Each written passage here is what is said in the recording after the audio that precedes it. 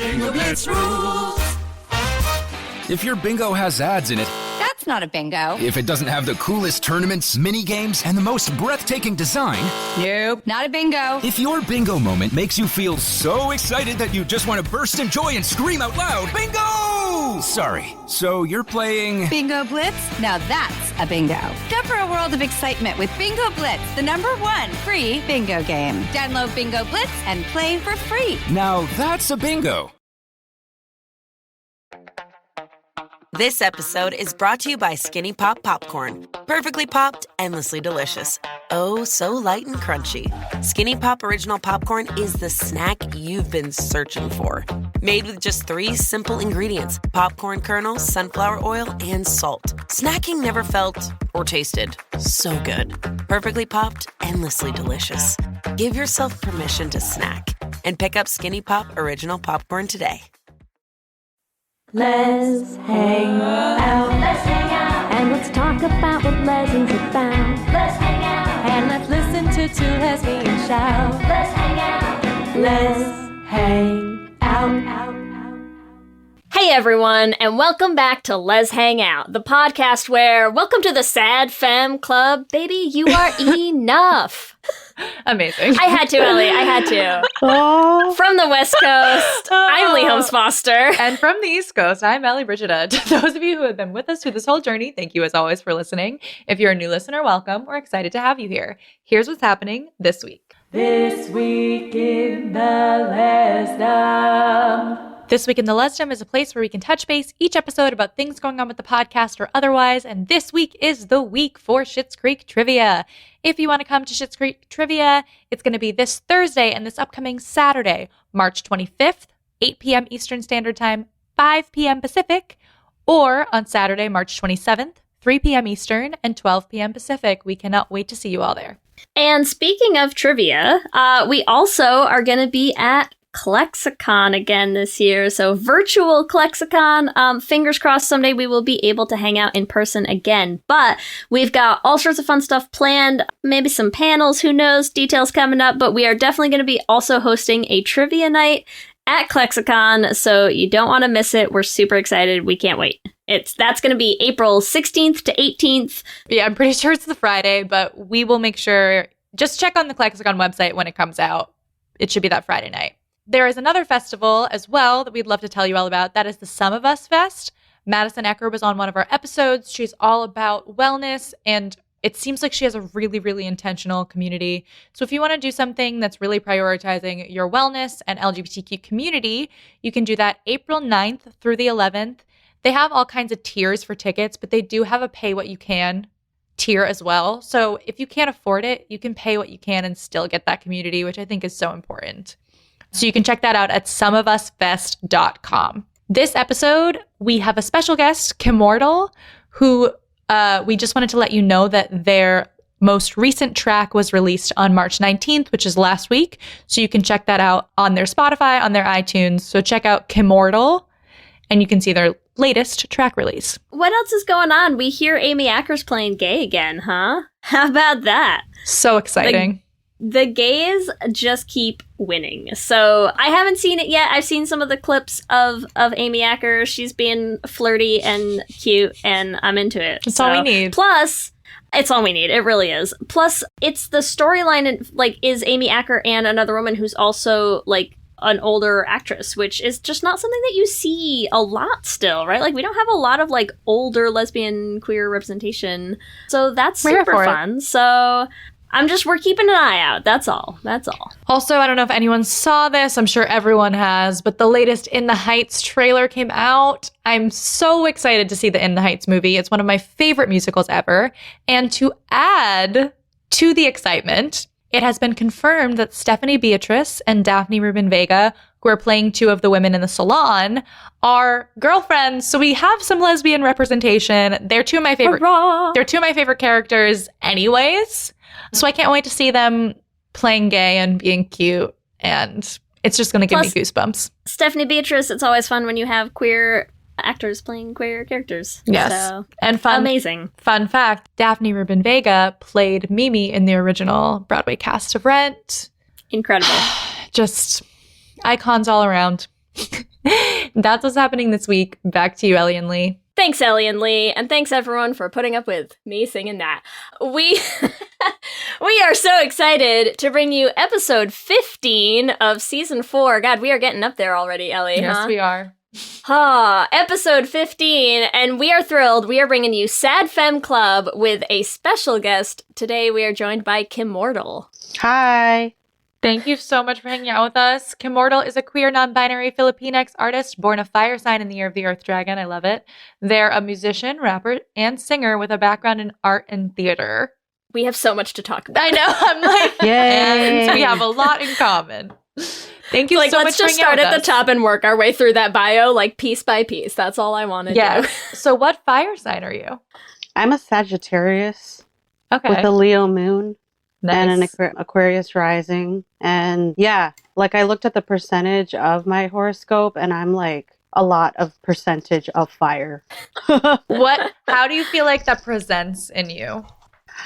Well, another thing too is I'm a Mars in Aries. And so when I'm angry, I'm like really angry, but also like anger is fuel. Like if my anger is put in the right place, it's really good energy. Yeah. I'm like, Lee, I feel like you know that I relate to that so hard. I don't know. I literally, all I was thinking is like, Ellie's Fuck You album. Ellie's Fuck You album. Ellie has a fuck you album? Well, I will. And we're working on it. It's in that's progress. awesome. But I find that my anger towards, I'm like, I'll say it. You're I'm a like, petty bitch, I'm Ellie. You're a petty bitch. He doesn't listen to this. I'm like, my anger towards my father Mhm. fuels Just say, but it's not just that. No. You're just a petty bitch in general. Your anger drives you. my anger. I think it's like towards the patriarchy that my father represents. You know what I Oh, mean? yeah. Mm-hmm. Wow, we got deep in the first 2 minutes of this already. Here we are. Yes. So yes. what's like the biggest thing that has been fueled by your anger that you're proud of? I'm definitely able to access that fire when I'm on stage. But another thing too is because of the percentage of fire in my chart. Water is like so essential right now. Like not right. Actually, I say right now because in the background of my headphones is the sound of ocean. Nice. Because like it calms me down. So like that. people don't know that I'm like playing it on Zooms, but that's also kind of like my way of remembering that I'm in a body and I'm not just a head. Because I'm also an Aquarius rising. I'm very heady. Very heady. But yeah, I feel like I'm very water and very fire. I can appreciate Nice. that. I'm mostly water, to be honest, but I need to check my chart to see maybe there's a little bit of, I'm like, that anger thing really stuck with me. Yeah. Yeah. I'm Yeah. still learning how to like manage my anger. Like, especially during COVID, I'm like, oh my God, I have like anger issues. Because you're kind of like inevitably confronting yourself in isolation, like, right? So that's something that is also one of the things I need to work on for sure. Yeah, I can understand that. Where are you spending your isolation? I did the U-Haul thing with my partner. Nice. It was it's the first time I've ever done a U-Haul thing. We even like took a photo in front of the U-Haul. Okay, but wait, so you had very literally U-Haul Yes. with a U-Haul truck. Trailer or truck, first of all? Truck that I enjoyed driving. Nice. U-Hauls are really Nice. easy to drive, I find. And now I have another question because we did a whole episode on U-Hauling like as a phenom. Yeah, you did. And what was the time? Like, how long had you been together when you U-Hauled? It has like an official definition of like how many months they consider U-Haul. Okay. Yeah. No, I didn't do that. I didn't do the stereotypical U-Haul because actually before I moved into my partner's place, it was, well, I moved in because of COVID, right? And Okay.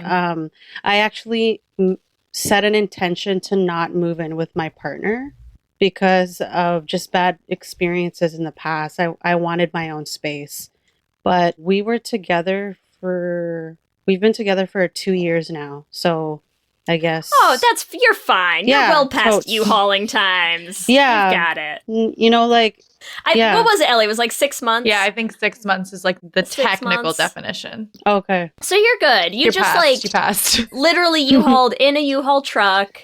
But you're that's great. That's fine. Thank you. How has the U-hauling been for you? It's been really good because I also got a car. And so that's been really, like midway into the year last year, I got a car, which allowed me to get out of this space and go into nature. It's really beautiful on the land here. And so I had a chance to really enjoy it in a way that I haven't without a car. So Yeah, I feel like that's a big thing for like quarantine mental health. Definitely. Just traveling anywhere. Yes. Like even I remember McDonald's. like just some Drive-through. my dog is, I feel like, good mental health because I have to walk outside twice a day. But even still, like when the pandemic started, me and my girlfriend would like just be like, we're just gonna I live in Boston and it's like, you know, you can drive like along the Charles River. So we just like drove along the Charles, went nowhere, just like drove 20 minutes away from our apartment and then like came back and that was it. Yeah. And Nice. But you just got to get out. it was like, I think it is just like moving your body feels like you're not trapped somewhere. For sure. Yeah, I totally understand. Okay, that. so we've touched on your fire sign. Should we move on to the year of the Earth Dragon? I want to like bounce up. Totally. Tell us about that and how it grounds you, and we'll just. I'm really proud to be an Earth Dragon. I mean, I like love the trees. I love dragons. I don't know how else to. I love the fact that I'm a dragon. I'm very proud of that. I mean, who wouldn't? Yeah. What's not to love? Oh my gosh. In fact, I tried to find dragon samples like on Yes. Yeah. Oh my god. on freesamples.org or whatever because I'm trying to like find a way to cleverly put in a dragon roar, but it's just not working. It's just I mean, to be fair, it's really hard to record dragons live, so you know, it's absolutely tricky. It's tricky. None of them You gotta are get great. the good equipment out. Yes. And then the equipment gets like scorched. I'm laughing honestly because we were talking a little before we started recording about the musical that we're working on, and Ellie just sent me videos of her doing some of like the Foley kind of sounds. You're like recording sound myself effects for the brushing musical, my teeth, just like recording myself, like bringing her, yeah. carrying a mic stand around her house to just like grab some little sound effects. So I'm just picturing somebody being like, "Now where do I find the dragon around here?" With a boom That's mic. what I want to know. But that would be amazing. What would the song be? What would the song be for? Yeah, I don't know. Like I'm trying to figure out the genre. I mean that will come later, but so far I haven't found the right dragon sound because a lot of them, like one person sampled like a crying kid and then like lowered the tone or whatever, and it just sounds, it hurts my ears. But it was the best one. So I feel like I've given up on that. I think you gotta call like the Game of Thrones people. I know. I was about to be like, how do you? Okay. Yeah, I'm like, how do you get the dragon samples from Game of Thrones? I feel like it's probably highly illegal. Oh yeah. True. I'm sure it is, but we gotta dig down into that process. But maybe this is a good segue though, because now we're actually talking about your music. So let's dig into this next, actual all the stuff that we're going to talk about today, and tell us a little bit about how you got started. How did you what prompted it? How did you kind of end up where you are? What was the journey? Well, the first time I picked up my guitar was when I was 14. I actually stole my sister's guitar and I taught myself how to play Kiss Me by Sixpence None the Richer. Classic. Yep. Nice. And then I ended up like learning different chords and then making my own tracks out of the chords that I learned from like guitar tabs. And the first song I wrote was also when I was 14, 15. And it was like a really depressing song. And I remember performing it in front of my friends, but I had them turn around and like not look at me.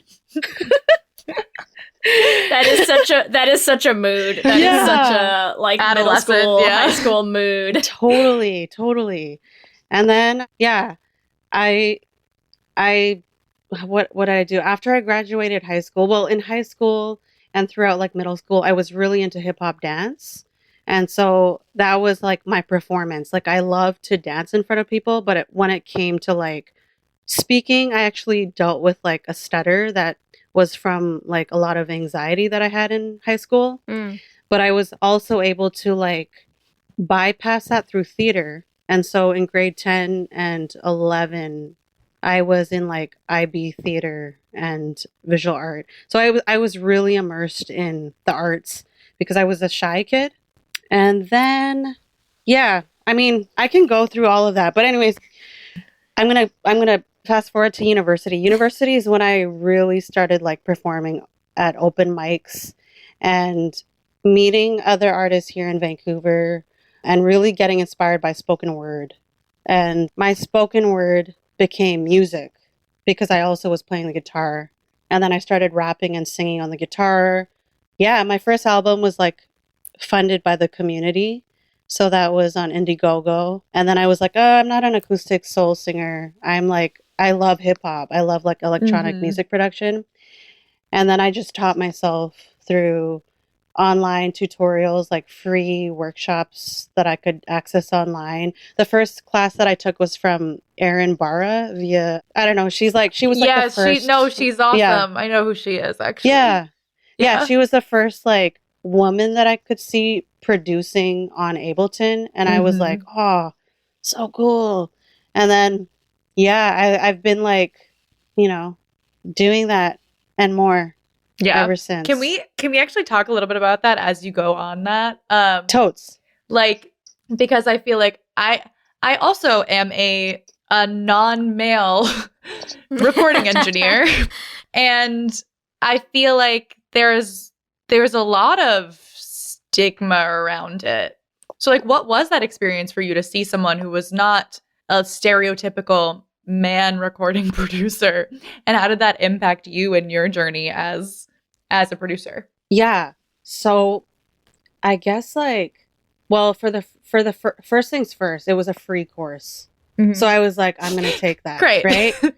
And I was really inspired by particularly like electronic solo artists that could just like trigger their own tracks, like you're your own band, and like Erin Barra was doing that and she was really like accessible, like the way she taught. It's just different from how like dudes teach. It's not dry, and so that was definitely a thing. I don't know if that answered it. And another thing too is I feel like there's still so much need for improvement of like diversity in who's teaching these classes, because like, I find that electronic music production is really like sequential thinking, and it's really like this and then this and then this. And I feel like there's still so much room for that digital electronic music world to be like more abstract or like a little more like organic. Because right now it's feeling like really regimenty. Like you put the kick drum in, you put the snare drum in, you put the hi-hats in, you put this in, this, like you're saying, like the sequence of it, rather than like, I feel this thing here, let's throw this here. I feel this, put it here and see what happens, kind of thing. It's almost like we need to like, I don't know, maybe like queer it up a bit. Yeah, totally. Think absolutely. outside the box a little, right? Is that what we're saying here? Because as the only like non like music engineer producer person here, is that what we're kind of getting at? Yeah, definitely. I feel like I'm totally doing that. I feel like we're queering the musical electronic music space and like doing that through sounds, and like just our existence in it is like, I don't know. Can I actually like record myself teaching people? I don't think I'd be very effective. I think I would not make sense. But I think, I don't know, there's so much silliness. There's so much wackiness within it.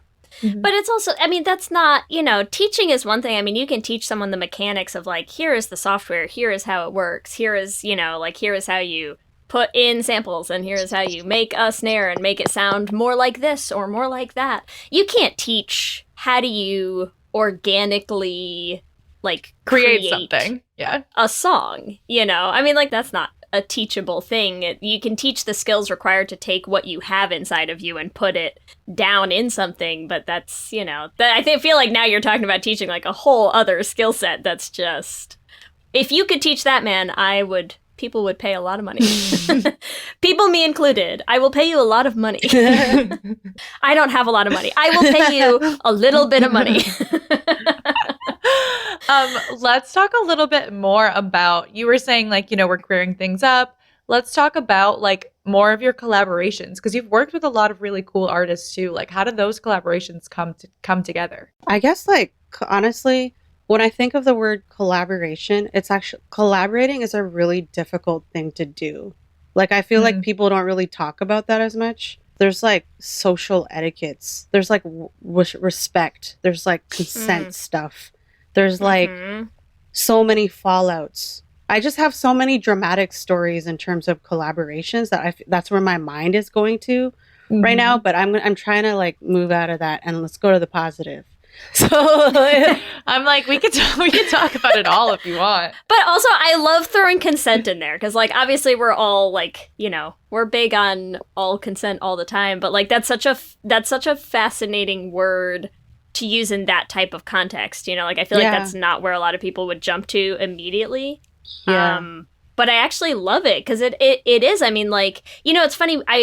We were just talking with one of the actors in the musical as well about like how I think it's funny for me as the person who writes a lot of our music that like songwriting is a very vulnerable thing. And I actually have really enjoyed the stuff that we do for the podcast and for the musical, or, like writing Elia Fuck You album. Like, I love having the ability to like put a distance between myself and the songs I'm writing, because I'm not writing for me. I'm writing for like a bunch of other people or characters or shows or movies or like all of this stuff, because it is a hugely vulnerable thing. And so there is like that idea of, like if you're going to do this with someone else, like consent has to be somehow part of that experience. Like, that's actually, I don't know, I kind of love that. Yeah. And I feel like in collaborations too, it's like power dynamics come through, and like sometimes it won't be a collaboration. It's like you're collaborating, quote unquote, but it's actually like, oh, hey, can you write a verse for this? Yeah. Can you fill in these 16 bars and then we'll release it? It's like that. Right. And then, but it's named a collaboration in music or whatever. But I think collaboration takes a lot of work and heart and commitment and like a lot of clear communication and like awareness, self-awareness, awareness of like each other's like limitations, This is only making me appreciate you more. I know. I'm like, Lee and I are aggressively nodding because well, that is so great. It is. I mean, it's how we've been able to survive doing this podcast for so many years. I mean, not survive, but I'm like work very well and thrive with the podcast because I think we have very complementary skills, and I think we're both aware of those skills and how we can use them to bring them to the project. But I think like also any collaboration, like you have moments where you need to like navigate something different or new. And not every collaboration can withstand those like conversations. Yeah.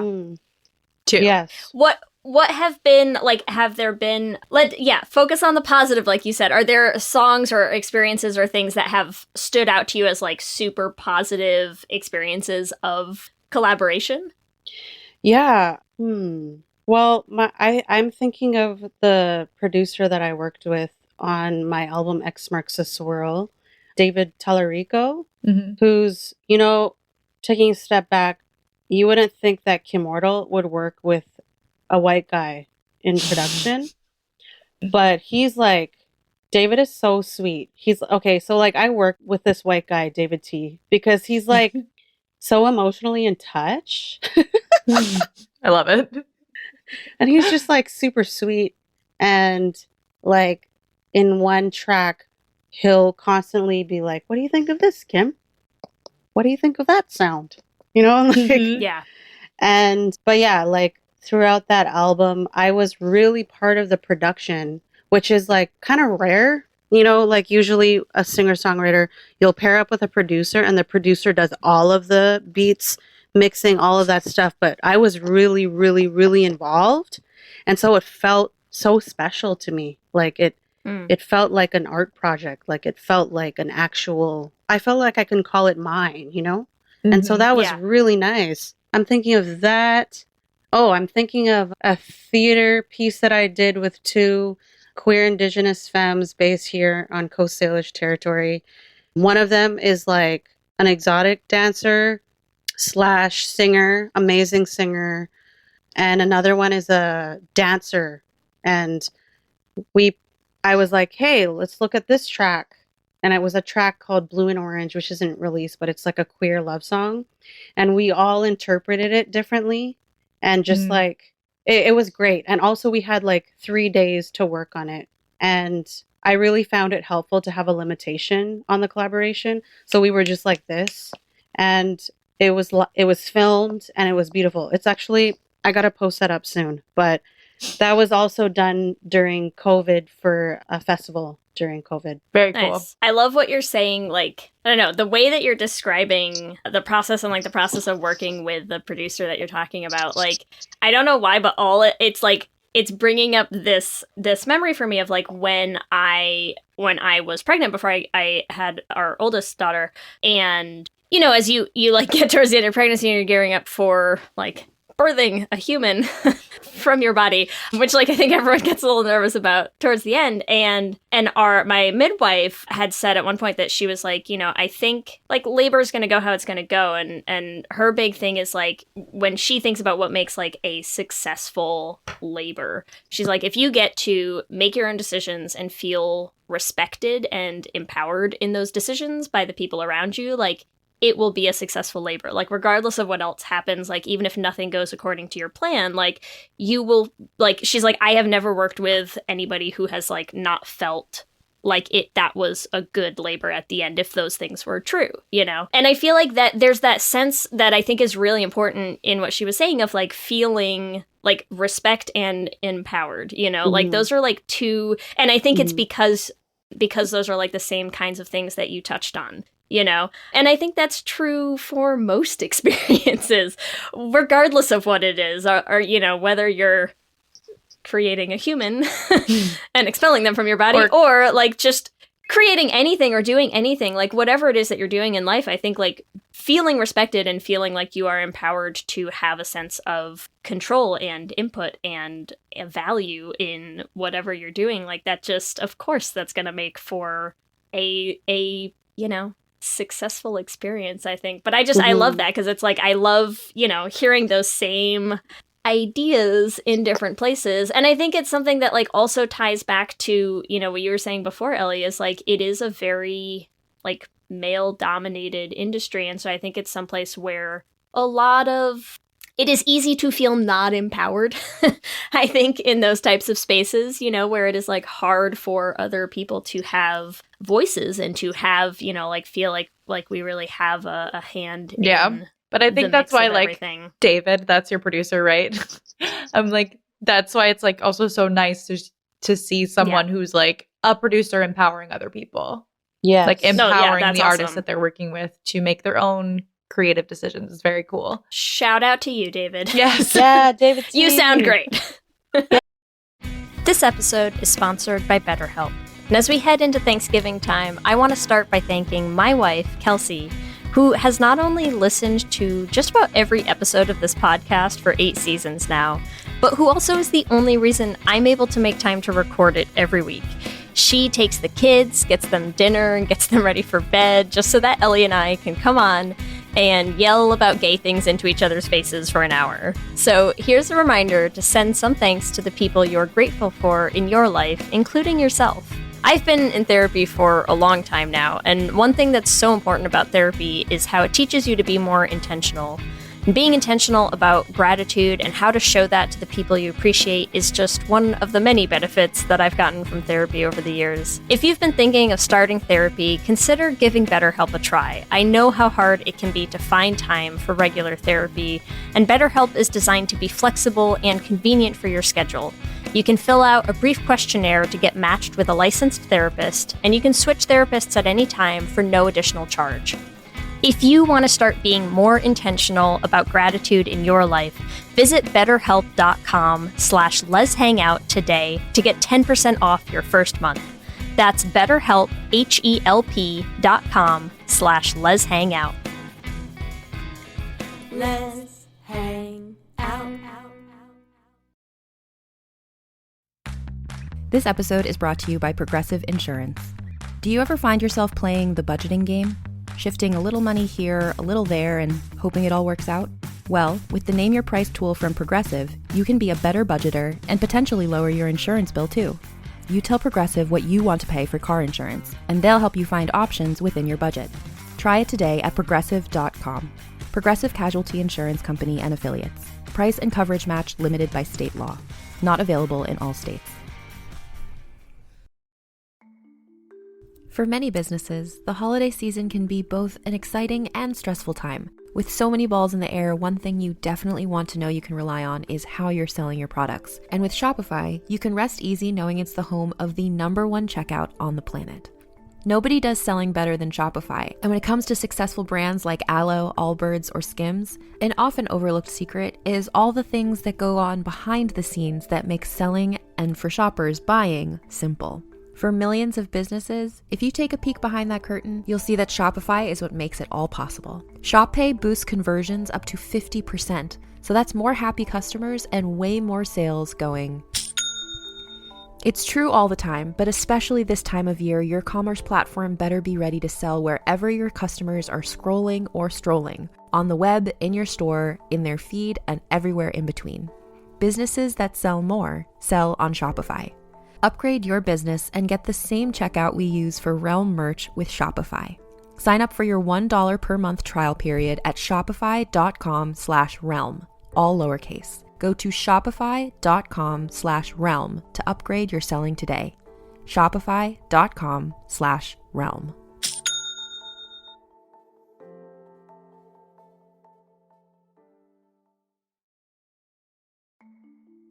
For many businesses, the holiday season can be both an exciting and stressful time. With so many balls in the air, one thing you definitely want to know you can rely on is how you're selling your products. And with Shopify, you can rest easy knowing it's the home of the #1 checkout on the planet. Nobody does selling better than Shopify, and when it comes to successful brands like Aloe, Allbirds, or Skims, an often overlooked secret is all the things that go on behind the scenes that make selling, and for shoppers, buying, simple. For millions of businesses, if you take a peek behind that curtain, you'll see that Shopify is what makes it all possible. Shop Pay boosts conversions up to 50%, so that's more happy customers and way more sales going. It's true all the time, but especially this time of year, your commerce platform better be ready to sell wherever your customers are scrolling or strolling, on the web, in your store, in their feed, and everywhere in between. Businesses that sell more sell on Shopify. Upgrade your business and get the same checkout we use for Realm merch with Shopify. Sign up for your $1 per month trial period at shopify.com/realm, all lowercase. Go to shopify.com/realm to upgrade your selling today. Shopify.com/realm.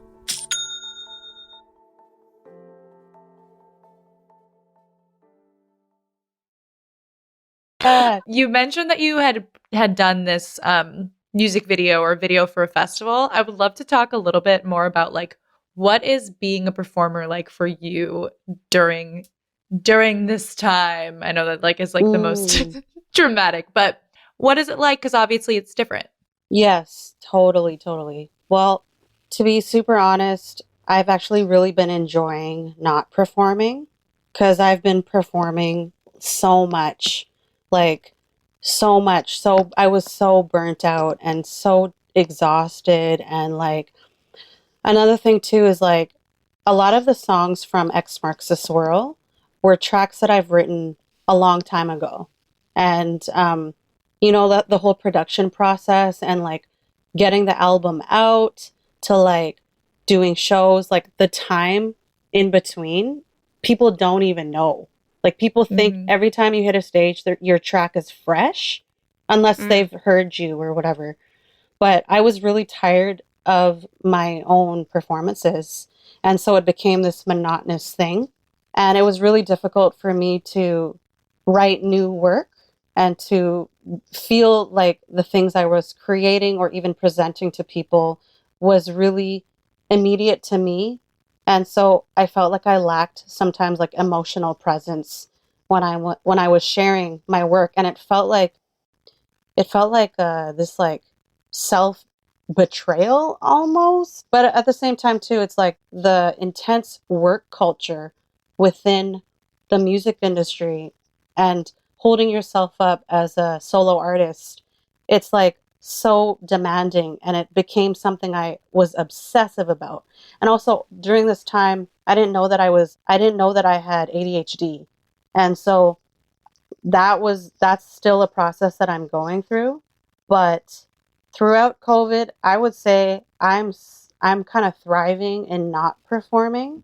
And because I'm also a multi-medium artist, I'm able to fall back in love with visual art and like finding therapy within art. And that has been amazing. And actually, that's been refreshing my other mediums, which is like in music and performance, because I'm working on something else and kind of also reassessing, why do I even do music? Like kind of remembering everything before the tidal wave, And so it's been introspective, and I'm very introspective. And so I've been enjoying that time. And to be super honest too, I'm not really into the whole live streaming performance thing. It's just not doing it for me. I prefer conversations more like this, like podcasts, like IG convos. Yeah. I don't know. They feel more real. Yeah, they feel more true. it's so interesting to see like how the landscape is changing. And I think, Leah and I talk a lot about TikTok, and like, I don't know if you're on TikTok, but it is just like, people go live all the time and just like sit there and hang out with people. Like it feels like there's like a facade that has been taken down a bit, like which can be nice. Yeah. And I agree with you, especially of the like very fast-paced life that like came in the before times. There definitely is something a little relieving about being able to be in one place and stop for a minute. Yeah, I'm like, I say as now I'm constantly working, but. Yeah. We put so many things on our plates, we're insane. Yeah. But there was a moment at the beginning, like in March, April, May, where I was taking a little bit more of a breather, which was nice. Yeah. But it's also, I agree, like, and, Ellie and I are we started a podcast because we just like talking to people, and like, honestly, like having this every week, like, even if it's just Ellie and I on a call, like just getting to talk, like talking to people and talking about things, like it's just, I don't know. I think it's one of our favorite things about doing the podcast in general. So nice. I agree. It's like, it's fun to do the events and the things that sometimes just to like have something different. But this is all we want. We just want to sit and chat. Yes. Yeah. We just want to sit and chat with people every week. That's kind of it. Yes. And like, it's such a place for growth. Conversations are totally underrated. They are. Although I also want to hear about what the other art you're doing is. Okay. Oh, I just looked up because I was going to take down a clay sculpture I'm working on. You can show us. It's a great podcast gag. Okay. Yeah. We'll describe it. Our listeners love when we paint a word picture of things they can't see. Okay. Get ready, everyone. We're gonna show you what's going on. Okay, I don't know if you can really see it. Here. Nothing like a podcast sight gag. Okay.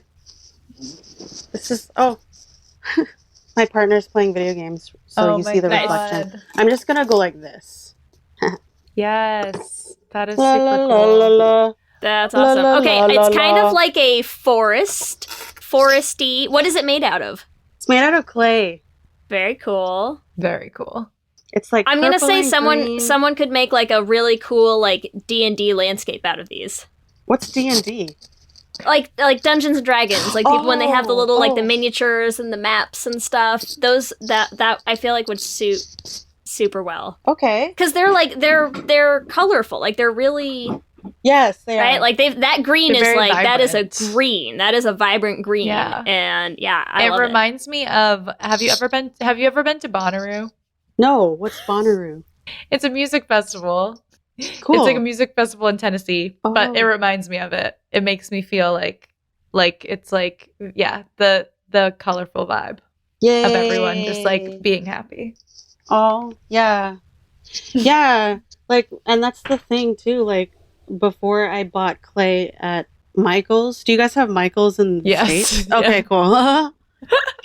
Yeah. I'm not a crafter, but I've definitely had friends like in college, like that was like a thing that people would like be like, let's take a trip to Michael's. Like this is like our adventure to go like find random things to make things. Yeah. Yeah, Michael's, like, before I went in to get clay, I like set a timer on my watch so that I wouldn't go all out. But but yeah, I've just been like approaching like before I went into Michael's, I was like, I want to work with my hands, and I just pictured clay, and I got like a huge box of kids clay, and I was like, I'm gonna do this. And yeah, it's been freaking amazing. Just like zoning out, making creatures. I made this other creature. Look at that.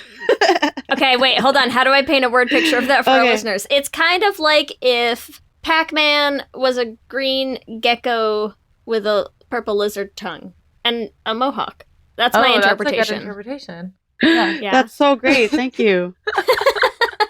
There's another one. We gotta describe them. Oh my god, I love. They all have these crazy tongues. That's They're a good awesome. one. It's like what is it? Oh, it's like a blue frog with a purple tongue in the cutest pink dress I've ever seen. Yay! And like a pink quinceañera dress. There you go. Thank you. Yeah. You should hire us. We're doing so good at this. Yeah, you guys are doing great. This is our new podcast. We're just describing describing sculptures. There you go. So you're doing all of this like clay work and sculpture work just like for fun to just have something creative to do. Well, another thing that I'm doing that started during COVID is I'm in art therapy. So Cool. I learned of a local art therapist, and for like the first 3 sessions, I met her in the forest. It sounds weird, but I met her in the forest, and we had like hour-long sessions, and she's really helping me like break through creative blocks. Mm. And then those one-on-one sessions ended up becoming group art therapy sessions, and so now I'm a part of a group art therapy thing. Does is the like group weekly. also meet in the forest? No, we don't. We don't meet in the forest. This is virtual. I just feel like that'd be so like relaxing and nice. But- It would be. If COVID wasn't the case, I'm sure we would do that. Yeah. Also, like, it's winter right now, so, you know. Yeah. Oh yeah, Vancouver is cold? Vancouver it hailed and snowed like 2 days ago, like randomly, but then it stopped. Yeah. It's kind of rainy. It's been snowing in Boston the past few days, so Oh, whoa. we are in the winter. But you mentioned that it's been doing the art and things and stepping away from the performing, from the grind, from all of that it's also been kind of making space a little bit. So tell us what that's been like. Is it, is there stuff you're working on now, stuff you're just dreaming up? Is it like refreshing and just taking a break? Where's the kind of status? I'm definitely producing a lot on Ableton. I'm making my sound as weird as my art. So I feel like I'm growing that, and I'm excited for it. And I think that's the most important thing is like, if I'm excited, I'm good, but Yeah.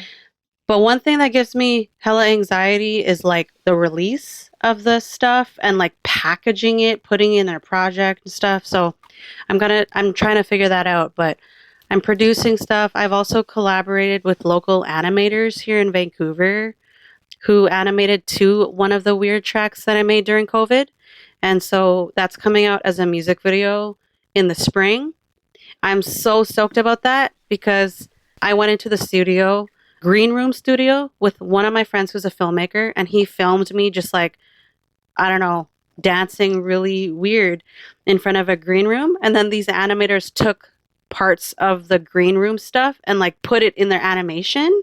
And so I'm in the animation, and it's freaking so cool. I saw the first draft. So cool. It's awesome. so freaking cool. And yeah. So are you saying you're making like the music version of those sculptures? Because if so, I just got like even more excited. Like even more excited. Sculptures? Yeah. Well, I did make these sculptures because, okay, so like when I was 23, I used to teach claymation to kids. So Nice. these kids would like storyboard weird stories, make characters, film like 3-minute long films. And so I kind of have that at the back of my head, but I don't know if I'll do that. I'd like to. It doesn't have to be like It doesn't those have to. sculptures in the music. I'm just saying, like in the music video. I'm just saying, like Those sculptures personified. Spirit, Yeah, like yeah. the energy of those, but like in musical form, because that would be amazing. That's a great idea. Thanks, Lee. I'll totally. You're like, and I don't now- even That's a charge great for idea. this, you know? I have a new track dropping tomorrow. What I want is the Pac-Man with the purple tongue, but like as a song, please. That'd be great. Oh, yeah. Like, I have been influenced by 8-bit sounds, like old video game Nice. sounds. Cool. Yes. Yeah, because my partner is a gamer. Or, okay, sorry. Yeah, anyways, I've been hearing a Are we lot. being corrected live on air? I love it. And yeah, anyways, I got really into like 8-bit sounds. I've been very nostalgic during COVID. And yeah, I'm incorporating that stuff into my music. So I it's love kind that. of I love coming like through. the incorporation of we were talking too, like you've incorporated some really interesting sounds in some of your other production too. Yeah. The first weird incorporation was my track Jungle, which I sampled my mom's pet birds in the kitchen where I was producing beats. I was like, Love do it. something. What do type something. of birds? Oh, you know what? I can't remember, but they were small and yellow. But they weren't chicks. That's Is not that helpful. a parakeet? Perhaps. I'm not too Sounds- sure. I am so not a bird person. I don't know anything. I don't know. But so you sampled them in your song The Jungle. Yeah. Yes, I did. And like it was really fun. That was when I was taking Aaron Barra's production class. And so the birds were a button on the MIDI controller. And so it was really That's fun awesome. to just like play around with that. And yeah, I really like sampling nature sounds, you know, incorporating that into heavy beats and like Super not cool. people not knowing. Like the first track of my album, Stars, there's actually a cat in it, like meowing. And people nobody don't even noticed? know. No one knows. It's like a We're gonna go stretched out back. meow. We're gonna find it. Okay, do it. Listen for the meow. Listen for them. Yeah, it's like a challenge now. Yeah. Is it meowing or purring? It's like That's awesome. yeah. We're gonna go find it. I love it. That's so cool. So who would you say are like, I mean, I feel like you have a very unique sound, but who are some of your musical influences? My musical influences, I'm very heavily influenced by rap in terms of vocals. I have separate influences, and then in terms of like sound, I have separate influences. I actually listen to a lot more instrumentals that are electronic. I really like experimental ambient stuff. And then for musicians, number one artist is Lauryn Hill, particularly her MTV Unplugged album, just her on the vocals and guitar. Lido Pimienta, who is an amazing artist based out of Toronto. Ian Kamau, also a Toronto-based spoken word rapper. Bamboo and Ruby Ibarra, both Bay Area based Filipinx MCs. Those are the ones that are coming into mind right now. I'm gonna like. I know. I'm like, write a make list a down. playlist. Let's do it. I'm like, I don't know.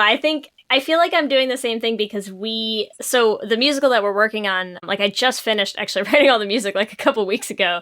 And so now I feel like I also need like, you know, I think sometimes new. you need like a palate cleanser, you know, you just need to like get in a different space, different vibe, like just sort of get your head clear sometimes. So I'm like, oh man, I so need some new music right now. So I'll make a list. Oh, Some new vibes. Yeah. A huge artist that has been influencing me a lot lately has been Milo the rapper, who goes by a different name now. And his producer, his name is Kenny Siegel. And I really like Milo because he's very abstract and poetic in the way he delivers rap. Very, like, the longest tangents I have ever witnessed. And I really appreciate that because the way I think is all over the place. And so, just to know that there's an artist out there that's doing that. Also, Tierra Whack is like an amazing MC who I'm also inspired by. And yeah, those are the main folks. Amazing. Very cool. And what's next for you? I mean, we've talked a little bit. Like, what's the future looking like for your creative endeavors? I'm just trying my best to keep things simple, you know? Like, I keep things simple and really spend time planning, you know, and not rushing. I really want to act, so I'm hoping to get into acting classes this year and like learning how to be in front of a screen because I'm more on stage theater. Mm-hmm. And have you thought of podcast musicals? I know. Like, interesting. So it's a rapidly, you know, growing genre. I'm just throwing it out. Honestly, I also want to do voice acting. Yeah. I have a huge, weird range of voices, and I'm Super really cool. proud of it. Yeah, but I we gotta have some content. Wait, We'll give us some voices. I want to hear okay. some of your weird voices. Well, because I'm Filipino, I can do this, but no, I don't want to do that. That's okay. Okay. Well, hello everybody. This is Kim, also known as Kimmortal. Good evening. You can find my music at kimmortal.bandcamp.com. Here's my next track. Like, stuff like that. Amazing. That's amazing. That's great. Anyways, that's the thing that comes to mind right away. Oh gosh. Yeah.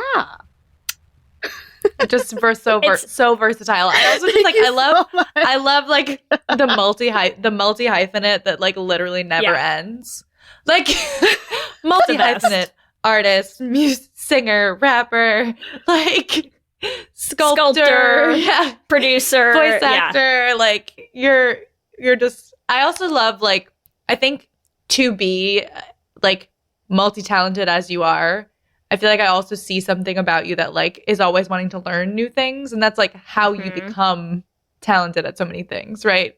So I think that's just really cool. Thank you. All. It's that first time we're bringing it full circle right now. It's that you know. Nice. Perfect. All right, is it time? We end where we begin. That's in the fire. That's what we like. We come from the fire. We go back to the fire. I think it is time, Ellie. I think I'm ready. All right, I let's think do we this. can Here we go. Q and gay. All right, here we go. Question number 1. What is your favorite creative outlet? A, singing, B, writing, C, dancing, or D, visual art? Writing. Oh my god, we didn't even talk about writing. I mean, like, we'll have to do it. We'll do like a whole follow-up other episode episode. about writing. We'll come back to it. Put a pin in that.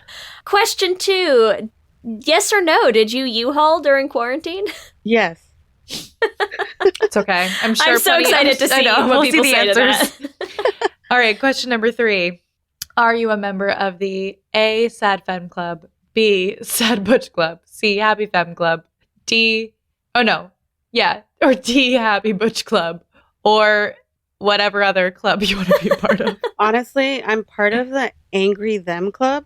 Nice. But I couldn't, like, it didn't fit God. in the beats. I I love it. that. All right, Yeah. add it to the list, Lee. Okay. Add it to the to the Angry Them Club. Got it. I want to make a shirt like immediately. Andrew, I can't speak. Angry Them Club. Love it.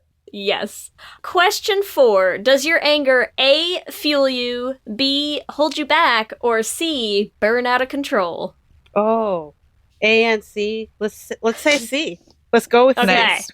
Fair enough. Question number 5. What has sustained you through quarantine? A, events, B, art, or C, conversations? B, art. For sure. Nice. Remember, you can also give us your own answers to this episode's Q&A questions on our Twitter at Let's Hang Out Pod. Kimmortal, thank you so much for hanging out with us. It was just such a lovely conversation. Where can people find you online?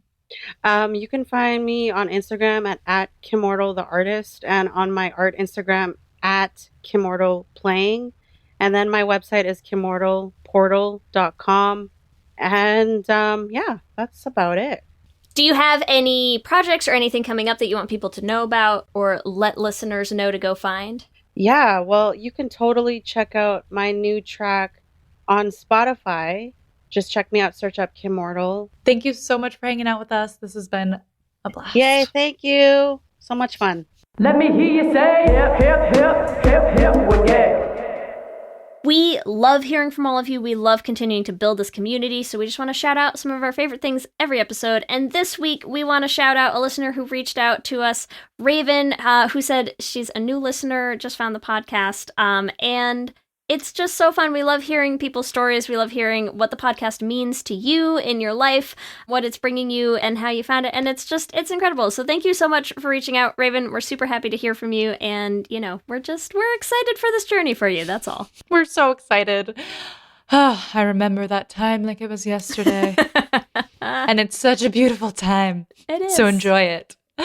As always, we want to thank our Lesbian Jesus patrons, Mark Foster, Jess Klaus, Tanya Ferguson, Jacqueline Rose Nishino, Sarah and Julia, Carrie Ann Lawrence, Danny Gunluck Tamora, Brittany Ray, Alana Rosen, Tara Gleason, and Lizette Stye. And our King Princess patrons, Amy and Ellen, Leah Henley, Liz Chen, Evelyn Smith, and our newest King Princess patron, River Penzo. Thank you all so much.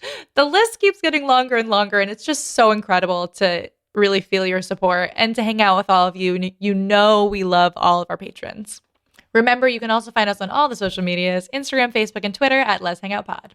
You can email us at letshangoutpod@gmail.com. Or check out our website at letshangoutpod.com. Whatever app you use to listen to podcasts, make sure that you subscribe. That way you'll get new episodes as soon as they drop every week. You can also subscribe to The Flame, an original podcast musical. Wherever you find your podcast, just look up The Flame Musical Podcast. You will find it. We also still have videos going up on our YouTube channel. Make sure you subscribe at youtube.com/letshangoutpod to catch those. If you want to support the podcast, you can rate and review us on Apple Podcasts. It makes a huge difference for people to find the show and to know that it's a show worth listening to, right? Right? If you want to support us financially, you can find our Patreon. You get all sorts of cool perks like ad-free episodes. You get access to our Discord, which is just one of our favorite places so bumpin' in the world. I love our Discord. And all sorts of other stuff. We do watch parties, we do game nights, who knows. But you can find that at bit.ly/lespatreon. If you want to get some Les Hangout merch, you can get that at bit.ly/lesshop. We usually have a sale once a month, so make sure you're really paying attention on our socials to see when the shop is on sale.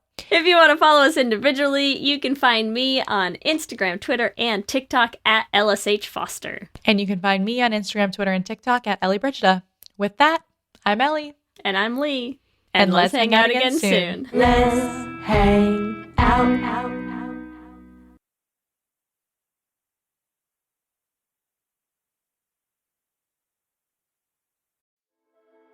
Hi, I'm Laura Cathcart Robbins, and I am the host and creator of the podcast Only One in the Room. Every week, my co-host Scott Slaughter and I invite you to join us and lose yourself in someone's incredible Only One story. We talk to real people dealing with issues like infertility, the death of a loved one, human trafficking, and women who, fake it. Oh, and we want to be fair, so we talk to celebrities too. Emmy winners like actor John Cryer, supermodels like Amber Valletta, and rock stars like Ryan Dusick. Everyone is invited to share their Only One story with our listeners. With 21 seasons and counting, we guarantee you that Only One in the Room has a story that you'll connect with. This podcast is for anyone who has ever felt alone in a room full of people, which is to say that this podcast is for everyone. Download Only One in the Room on Apple or Spotify today.